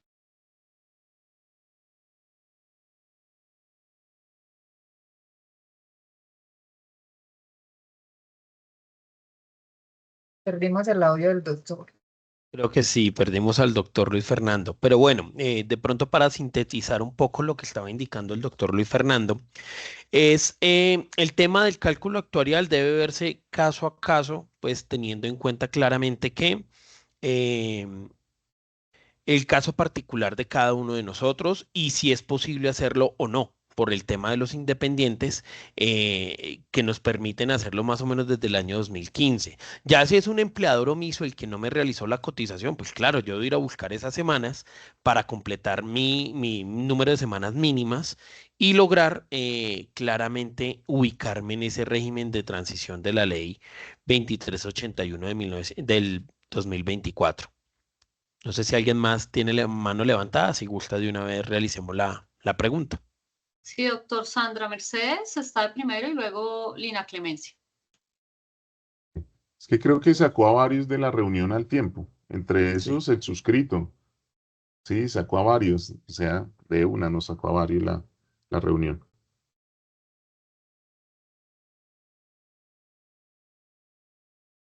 Entonces, si quieren las personas que tienen la manito levantada, nos dicen cuáles son sus dudas. Sí, buenos días. ¿Me escuchan, doctor? Sí, Sí, Buenos Lina. días. Doctor, yo le había hecho unas preguntas en el chat. Entre esas, una de ellas es el tema de las licencias que se solicitan y si esas licencias entrarían como periodo de carencia, es decir, no habrían aportes al sistema de seguridad social o los aportes serían mínimos y eso pues se vería reflejado en el ingreso base de liquidación en un momento dado. Esa es una pregunta. Y la otra tiene que ver con los aportes de quienes están ganando más de 25 salarios mínimos legales mensuales, porque las entidades públicas no están haciendo la cotización, no están haciendo los aportes al sistema de seguridad social sobre la totalidad del salario. Podríamos hablar de un salario de 35 millones de pesos, no están haciendo toda la cotización sobre pues, todos los aportes que corresponderían sobre la totalidad, limitándola solamente a 25 salarios mínimos legales vigentes. ¿Eso qué significa? Pues que a futuro la liquidación o el porcentaje va a ser, pero de los 25 salarios mínimos, y entonces sería un 60%, digámoslo así, de 25, nunca va a haber entonces pensiones de 25 salarios mínimos legales vigentes. Cuando la norma habla, pues que el máximo de la pensión puede ser 25, pero si usted no cotiza por encima, pues nunca va a llegar al máximo. Y si en la realidad hay algunos funcionarios del sistema están ganando más de ese monto, más de esos 25, ¿qué acciones se podrían plantear allí para que los empleadores hagan los correspondientes aportes? Ya he leído alguna acción de cumplimiento y he leído también pues que hubo una restricción, pues tenían que haber empezado a hacer los descuentos de los aportes, pero lo condicionaron a un tema de la economía, un porcentaje en la economía, algo así leí. Entonces, en ese caso, doctor, no sé si ustedes también de pronto tienen algún planteamiento para lograr que esos aportes sean descontados o alguna propuesta jurídica que se realice con todas las personas interesadas. En ese caso serían los judiciales 2, que ganan más de 25 salarios mínimos, e inclusive pues, los magistrados también pues, del país. Esas son como las preguntas, doctor. 2. No, voy a empezar con la segunda. ¿Qué fue lo que ocurrió? Desde la Ley 100 del 93, que fue modificada por la 797-2003, ella señaló lo siguiente: el ingreso base de cotización máximo va a ser de 25 salarios mínimos mensuales legales vigentes. El gobierno podrá reglamentar, ¿sí?, la cotización hasta 40 salarios mínimos. Entonces, desde esa misma ley, ¿cierto?, nunca se reglamentó. Y el caso de procuradores, de magistrados, incluso sector privado, porque altos ejecutivos tienen unos salarios elevadísimos. El tope máximo sobre el que pueden cotizar realmente son 25 salarios. Nunca se reglamentó para poder llegar a cotizar hasta 40 salarios mínimos. Y en esta reforma tampoco se hizo. No hay opción desde la normativa. No hay opción desde Doctor, la normativa. Qué pena interrumpirlo.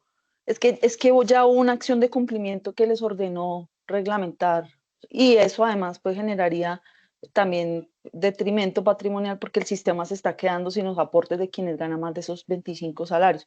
Entonces no sé si ustedes tienen un análisis del tema sobre la acción de cumplimiento que ya hubo y sobre la manera como el gobierno pues ha dejado cumplir esa obligación. No, digamos que frente al cumplimiento no. Tenemos el caso de, sí, y no solo en el sector público, sino en el sector privado, sí. De manera particular conocimos el caso de un gremio, ¿cierto?, muy especial, que efectivamente el ingreso salarial de ellos supera los 40 millones de pesos, pero para efectos pensionales iba hasta el 25.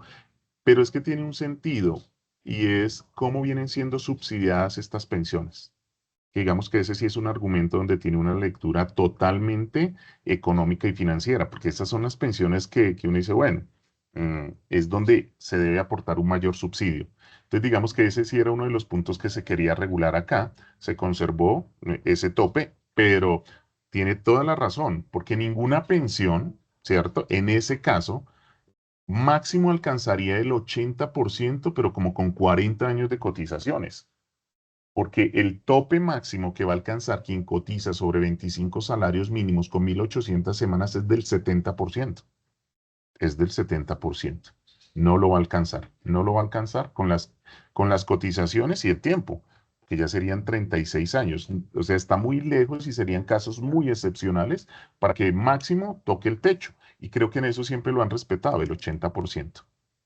Doctor Ahí de Néstor Daniel. pronto, exacto, ahí de pronto para complementar un poco lo que nos pregunta Lina, efectivamente con la acción de cumplimiento, ¿qué sucedió? Pues el gobierno expidió un decreto reglamentario para dar cumplimiento a esa acción, pero condicionó la cotización de esos hasta 45 salarios mínimos a unos factores muy específicos. Es decir, dijo que se podía lograr cotizar hasta 45 salarios mínimos siempre y cuando el crecimiento real de la economía colombiana sea superior al 4% durante al menos las 3 últimas vigencias fiscales y el gasto fiscal de las pensiones sea inferior a 2 puntos porcentuales del PIB. Es decir, esa acción de cumplimiento que enuncias efectivamente dio para que en su oportunidad el gobierno reglamentara esa cotización hasta los 45 salarios mínimos, pero si vemos el decreto 2322 del 2022, puso unas condiciones específicas para lograr esa cotización. Es decir, que todos los que superan los 25 salarios mínimos en teoría podrían hacerlo, pero siempre y cuando se den esas condiciones fiscales en el país, que son, la reitero, que en los últimos 3 vigencias fiscales se logre llegar a el 4% y que el gasto fiscal en pensiones sea inferior a 2 puntos porcentuales del PIB, que es lo que no está sucediendo ni va a suceder con el subsidio de las pensiones que tenemos a la fecha. Entonces, lo reglamentó, pero lo reglamentó de tal manera que no se va a cumplir. Condicionado, sí. Exacto. A un tercero. Bueno, la segunda pregunta que hacía se relaciona con el tema de las licencias. Uno dice, cada caso hay que analizarlo en concreto, porque digamos que o estamos hablando de licencias en el sector público o estamos hablando de licencias en el sector privado para efectos de la liquidación. Cuando nosotros hablamos de una licencia, el vínculo no ha terminado, es como una suspensión, pero desde el sector privado las obligaciones en temas de seguridad social siguen a cargo del empleador. Ahora, en el sector privado muchas veces se pide licencia en el cargo que se está en propiedad para ocupar un encargo, pero se sigue generando un ingreso. Entonces, digamos que cada caso hay que analizarlo en concreto porque el vínculo sigue vigente. Y mientras el vínculo siga vigente, implica la obligación de realizar las cotizaciones.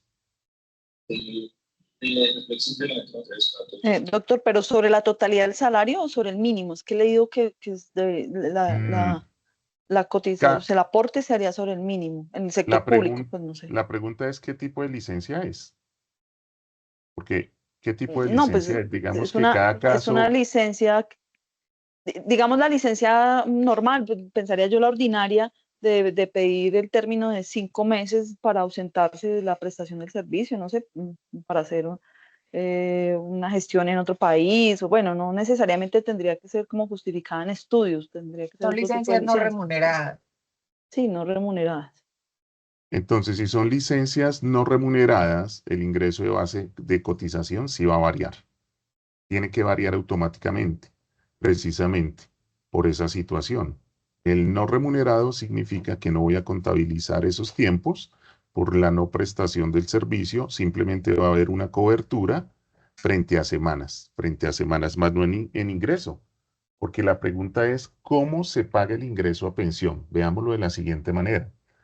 El 75% lo asume el empleador, independiente que sea sector público o sector privado, y el 25% lo cubro del salario y se le descuenta directamente del salario al empleado público. En este caso es una licencia no remunerada, no hay cobertura de ese 25% del empleado público y no hay cobertura, ¿cierto?, frente a ese 75%. Y tiene sentido porque alguien tiene que entrar a hacer esa función mientras está allí, y allí es donde apelamos a esa figura de supernumerarios o encargo, donde el Estado debe generar el pago de ese ingreso de salarios y prestaciones sociales y esa persona debe cubrirse. Entonces, frente a esa situación, diría uno, ¿y cómo hace también el empleado público para cubrir el 25% que le corresponde? No lo hay porque no hay cómo descontarlo. Entonces, digamos que cada caso hay que entrar a revisarlo en concreto y allí simplemente estaría impactando el IBL eventualmente, pero no el número de semanas.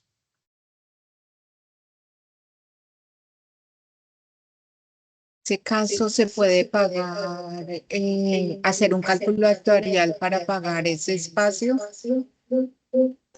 Yo creería que en el evento en la pregunta que hace Carolina es, si yo como empleado público que pedí una licencia no remunerada, ¿puedo cotizar como independiente? Totalmente, totalmente. Podría cubrirlo. No tengo inconveniente porque el sistema no me prohíbe cotizar como independiente.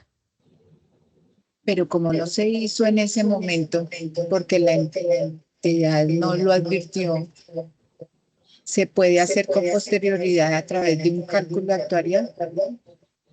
Lo que pasa es que tendrías que pedirlo como independiente y ahí no tienes la condición de independiente, estás afiliada al sistema como dependiente, tendría que ser a través de quién es el empleador para pedir ese cálculo actuarial. Esa sería la dificultad. Doctor, pero si en el momento de la licencia uno paga, ¿lo haría directamente? ¿Haría el pago directamente o tendría que ser a través del empleador? ¿Cómo haría ese pago? O sea, ¿cómo haría esa gestión? Se puede hacer ¿Sistema como si le permite, le acepta? Como independiente, claro, es el típico ejemplo que yo estoy planteando. Pensemos que la universidad nos tiene vinculados como trabajadores dependientes, pero eventualmente nosotros dictamos algún módulo, 1 o 2 fines de semana, donde tenemos que pasar una cuenta de cobro y tenemos que cotizar esos 2 fines de semana o ese ciclo como independiente. El sistema no discrimina la cotización como dependiente o como independiente, y esa figura corresponde a coexistencia de ingresos, si lo quieren entender así, o coexistencia, perdón, ¿cierto? Entonces, no se tiene esa dificultad, porque al final lo que hace el sistema es decir, bueno, Luis Fernando cotizó por parte de la Universidad 1 y la Universidad 2 de la siguiente manera, y en estos ciclos como independiente, ¿cierto? Y es totalmente válido, o sea que su ingreso base de cotización corresponde a los dos pagos de las universidades y lo que él hace como independiente, que es lo que me corresponde como asesor o consultor. Entonces es válido. Seguimos con las Buenos preguntas que días. hay en el chat, ¿no? Y, Buenos días. Buenos días. discúlpeme, señora Fanny, le vamos a dar paso para que haga la pregunta. Gracias. Luego vamos a terminar con las 4 preguntas que hay en el chat porque ya debemos ir cerrando. Gracias. Gracias. Doctor, la pregunta tiene que ver con lo que inicialmente nos estaba explicando en relación con las semanas o la forma en que se está liquidando por Colpensiones las semanas con fundamento en 50 y no 52.14 conforme lo establece la sentencia de la Corte. Usted manifestaba que Colfondos está contestando y efectivamente así me contestaron que eso es una sentencia interparte. Entonces, la inquietud es la siguiente. ¿Tendría que instaurar una acción de tutela para lograr que Colfondos liquide conforme lo establece dicha sentencia? Diría que, o sea, pensemos como abogados. Voy a pensar como abogado. 1.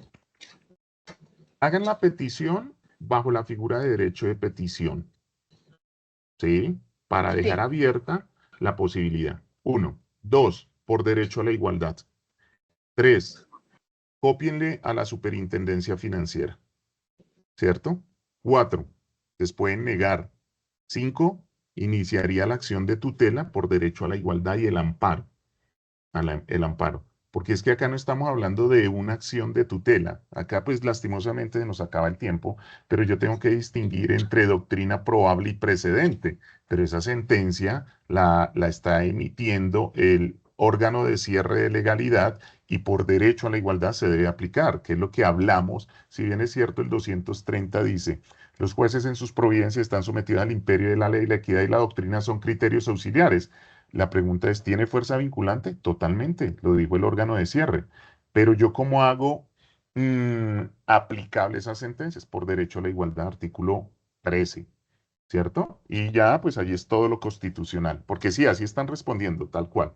Pero es importante también copiarle a la superfinanciera, ¿cierto? Y a la vez siempre atarlo a esa figura de derecho de petición para dejar abierta la posibilidad de la acción de tutela por derecho a la igualdad, violación al derecho a la igualdad.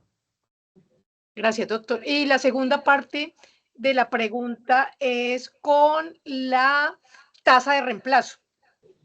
Se nos ha dicho que cuando se llega a 1.800 semanas y de acuerdo al salario, esa tasa de reemplazo podría ser perjudicial seguir cotizando. Me gustaría, si alcanzamos por su señoría o por alguno de los otros expositores, nos explicaran lo referente a esa tasa de reemplazo. Mil gracias. No, ya, descartemos lo de las 1.800 semanas, porque básicamente lo que tenemos que mirar es si la liquidación de mi mesada pensional alcanza el 80%. Porque yo puedo tener un salario, miren lo particular, de 21 salarios mínimos. Con 21 salarios mínimos, con 1.800 semanas, mi tasa de reemplazo va a llegar al 70%. Lo que dijo la Corte es, lo siento, si tiene más de 1.800 semanas, voy a poner el ejemplo, tiene 2.000 semanas el afiliado. Entonces uno dice, pues con 1.800 semanas ya llegó al 70%. Con 1.850 llegó al 71.5%. Con 1.900 llegó al 73%, ¿cierto? Eso significa que con 2.000 semanas le subió 6 puntos. Tendrían que liquidarle su tasa de reemplazo con un 76%.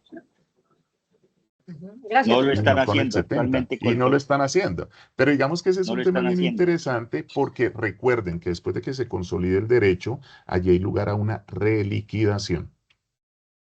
Porque Colpensiones juega, digamos, a esa situación. No, yo sigo aplicando lo de las 1.800 semanas y le voy a reconocer el 70%.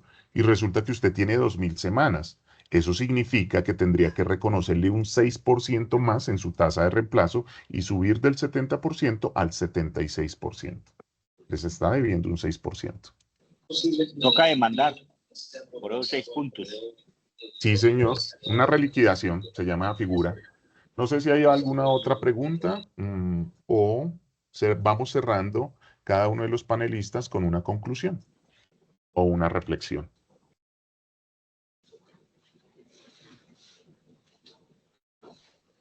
Doctor, preguntan que por favor explica qué es el cálculo actuarial y si es lo mismo que la indexación para traer a valor presente. El cálculo actuarial lo vamos a entender como esa figura que aplica una administradora del régimen pensional cuando hubo un empleador omiso. A manera de ejemplo, o no afilió a su trabajador, en el ejemplo que voy a plantear, del año 2000 a 2005. Nunca lo afilió y nunca pagó cotizaciones. Él tiene la posibilidad como empleador omiso hoy de pagar ese cálculo actuarial que va a tener dos componentes. Uno, el valor de las cotizaciones más los rendimientos que ello hubiese producido hasta la fecha de pago, para lograr consolidar el capital suficiente para cubrir esa pensión. La segunda parte de la pregunta, ¿cuál es? La indexación. Que si es lo mismo que la indexación. No. Y la indexación es una figura propia y particular que se va a aplicar a la pérdida del poder adquisitivo de una obligación. En este caso se da mucho en el tema de las reliquidaciones. El caso que planteaba el doctor ahorita antes, donde dice, oiga, pero espere porque Colpensiones me liquidó mi mesada pensional sobre el 70% y yo tenía 2.000 semanas, tendría que haberme liquidado la pensión sobre el 76%. Si bien es cierto, él viene percibiendo su mesada pensional con esa tasa de reemplazo del 70%, al momento de una acción o una sentencia, el juez que dice, esa diferencia de ese 6% debe traerse a valor presente hasta el momento del pago, o sea, indexado, porque por el transcurso del tiempo va perdiendo, ¿sí?, poder adquisitivo. Entonces es actualizar el poder adquisitivo de una suma asociado a mesadas pensionales. Mientras que mire que el cálculo actuarial es para efectos de cotizaciones de empleadores omisos con rendimientos. Mientras que la indexación es pérdida de poder adquisitivo frente a una mesada pensional mal liquidada, que es con lo que nos vamos a encontrar. Y finalmente, los requisitos del régimen de transición en las mujeres 750 semanas es aplicable también para las que están aportando actualmente con el programa de subsidio al aporte en pensión. Totalmente, totalmente. O sea, lo importante es que acrediten 750 semanas al 1 de julio de 2025. De 2025.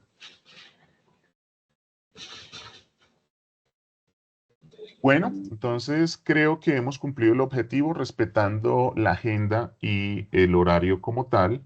La reflexión a la que nosotros llevamos es básicamente quienes no hayan quedado en ese régimen de transición deben hacer un análisis de cómo va a ser su retiro, cómo va a ser su pensión, porque van a quedar con una pensión del 25 al 30% del ingreso que están percibiendo. Mientras que quienes queden en transición, pues van a tener una situación muy diferente porque van a seguir estando en este tema subsidiado, pero también deben hacer esa proyección de consolidar su historia laboral, determinar que estén bien contabilizadas las semanas y hacer esa proyección de lo que quieren como mesada objetivo. Como lo dijimos en esta conferencia, cada caso es particular. Nosotros somos una firma experta en temas de seguridad social y contamos con el apoyo en esa parte actuarial de quien debe hacerlo. Pero digamos que, como lo decía, esto tiene una lectura social, económica y jurídica. Gracias. Muchas gracias. Listo. Yo les quiero dar una última reflexión de cara a los jóvenes. ¿Cuál sería? Bueno, pues uno que puede ver con esta reforma pensional, que es mejor muchas veces buscar otros fondos de inversiones porque pues la pensión no va a quedar muy óptima y desaparecieron los beneficios o las bondades que tenía el RAIS, que era una pensión de garantía mínima o una devolución de saldos o indemnización sustitutiva. ¿Qué es importante para los que están en régimen de transición o los que están muy cerca? Es uno, logren llegar y pasar esa puerta e intentar llegar al régimen de transición. Dos, si tienen empleadores que no le cotizaron, revisen sus historias laborales y tienen certificaciones laborales, como vi por ahí en una pregunta. Claro, es el momento clave de consolidar la historia laboral para lograr transición y lograr una muy buena pensión. Y tres, que también busquen la asesoría para llegar a esa mesada objetivo, los que quedaron en transición y logren la mesada pensional que quieren. Y no se lleven una sorpresa cuando lleguen a los 57 años y 62 hombres y, eh, y la mesada les quede muy baja. Entonces busquemos también esa mesada objetivo.